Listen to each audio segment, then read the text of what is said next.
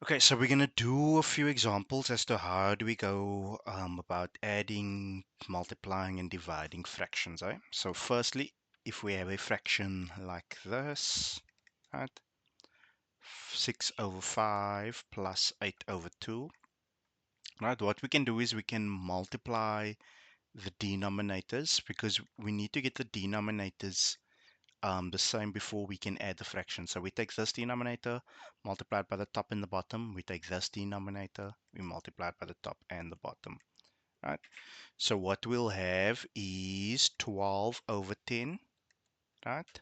12 over 10 plus 40 over 10.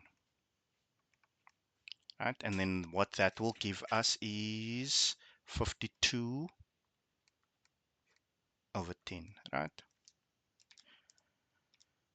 Um, so if we try to simplify that, that's going to give us 26 over 5. Okay, so that's how we go about adding fractions, right? Um, if we want to multiply fractions,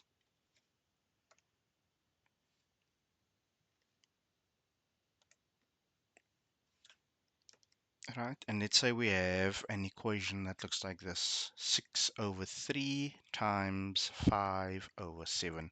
The numerators and the denominators can multiply. So it's 6 times 5, that gives us 30. 3 times 7, that's 21, right? And we can simplify that a bit further. This is going to give us 10 over 7. Okay. Um, so is number 2, number 3. The way we go about dividing fractions, if we have 6 over 2 divided by 7 over 8, what we can do is we can just flip either one of them around, and then it will look something like this. Right?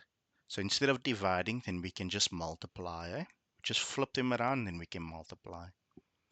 6 times 8, that's going to give us 48 over 14. Right? 7 times 2 is 14. And if we simplify this, this gives us 24 over 7.